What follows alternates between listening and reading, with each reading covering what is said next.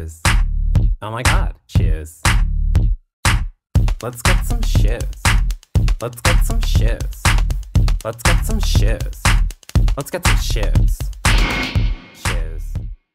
While I consider myself someone who is fashionable and understands clothes very well, I've never felt the same way about shoes. High heels especially baffle me. Why would a woman choose to put herself through pain every day for the sake of her legs looking a little bit nicer? Wouldn't this pain cause some later damage? I had no idea. What were the physical and mental effects of wearing heels on a woman? For my senior project, I decided to find out.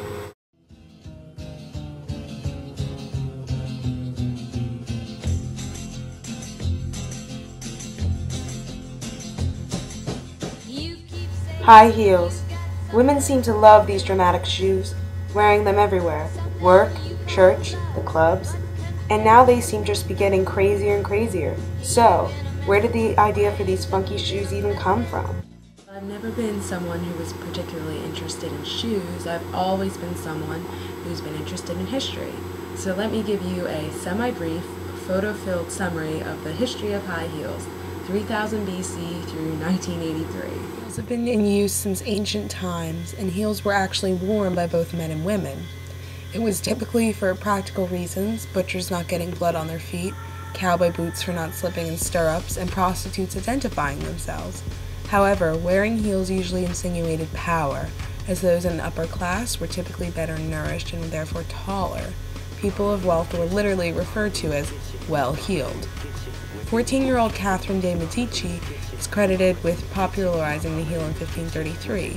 She was engaged to the future King of France, but short and unattractive Medici felt she looked inferior to his favorite mistress.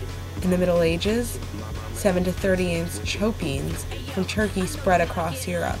Now, instead of heels showing dominance of the person wearing the heels, they show dominance of someone else over that person.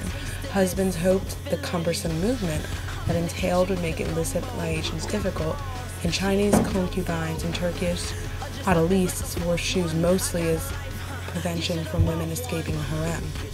After heels came into fashion, many women started binding feet to reduce heel size, much like they did with the corset. Since Moses crossed the Red Sea, high heels have gone in and out of fashion. In the Roaring Twenties, their popularity surged with higher hemlines. They died out again during the practical fashion of the Depression and World War II. In the 1950s, Christian Dior and Roger Vivier introduced the stiletto, which was rejected by 1960s feminists wanting to liberate the captive foot of womanhood, as in their opinion, heels indicated subservience and sexual stereotyping by men, literally crippling women for the sake of pleasing male gaze. However, 1980s feminists rejected this notion, saying they wore heels for no one but themselves, felt powerful and authoritative with their new height. So, where does this leave us today? When I would wear heels to dances or formal events, I would feel a lot of foot pain. However, I never thought about how this pain could cause any permanent damage until I heard a startling story about Sarah Jessica Parker on the radio. Sarah Jessica Parker has hoofed it around New York City in high heels for so long, she apparently has deformed her own feet.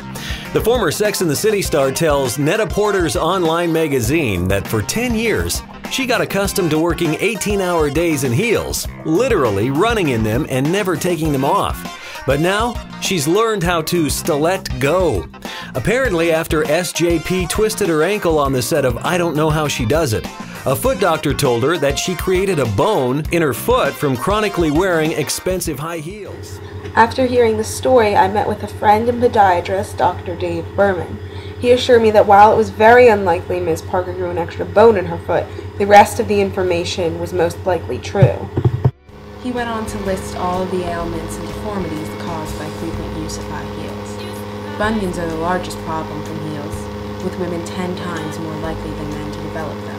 There are a bump on the outer edge of your big toe that form when the bone or tissue at the big joint moves out of place. They make that area of your foot red, swollen, and painful.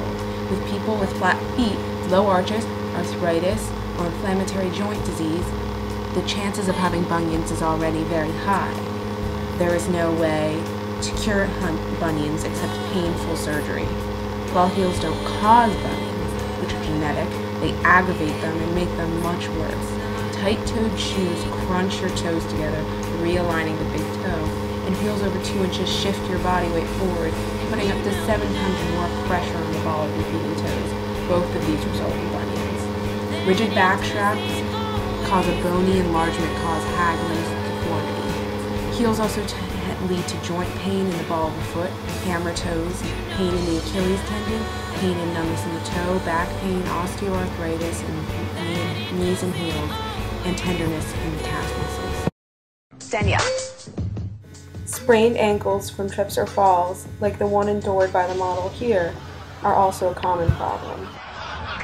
You okay? Okay? I'm okay. Slow down.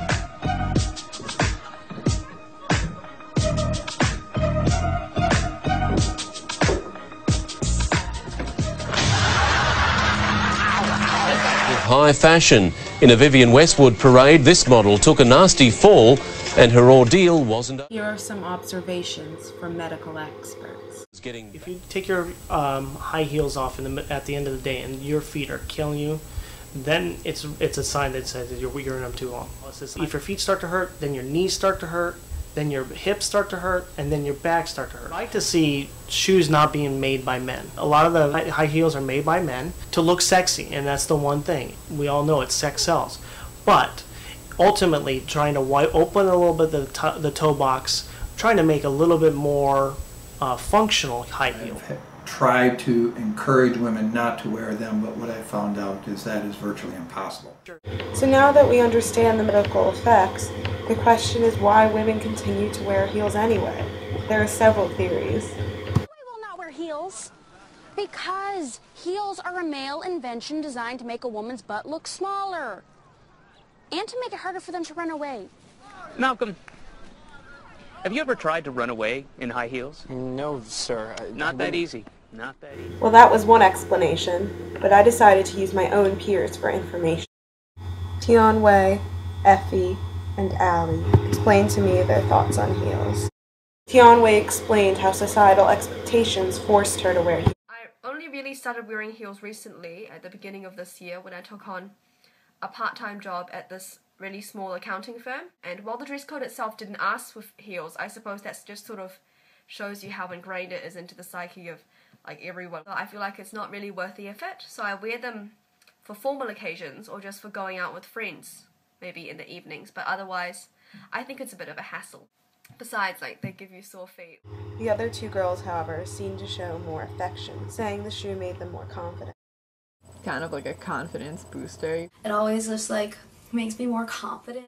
Saying this confidence came from the ways heels made them look better aesthetically. I wear heels because they make your legs look really nice. Well, for me, I really love wearing high heels because like I always feel like really cute. Makes me feel like slimmer and like girly. It's fun to be tall for a couple hours when you wear them until your feet start hurting. If you're wearing them for a whole night, by the end of the night you're usually pretty ready to take them off. After a while, they do start to hurt. I have this one pair of shoes and they're like really high and people always be like, oh, like you should just take them off, and like I don't want to take them off because for me, like I just like love them so much, so I'm like, well, the pain's like worth it. You like don't feel anything after a while, so. Because your feet go numb? Yeah. Oh. But they're shoes. Oh right, the pain. This pain made the girls want to take the shoes off and wear Crocs forever, no? Think again. How often do you wear high heels? Whenever I can. I don't wear heels very often. Whenever I get the chance, really. Player shows was like a fun time to get to wear heels for 3 days. Sometimes I wish I was born in the 40s so that I could have worn high heels all the time. The girls not only didn't mind the pain from wearing heels, they looked forward to it.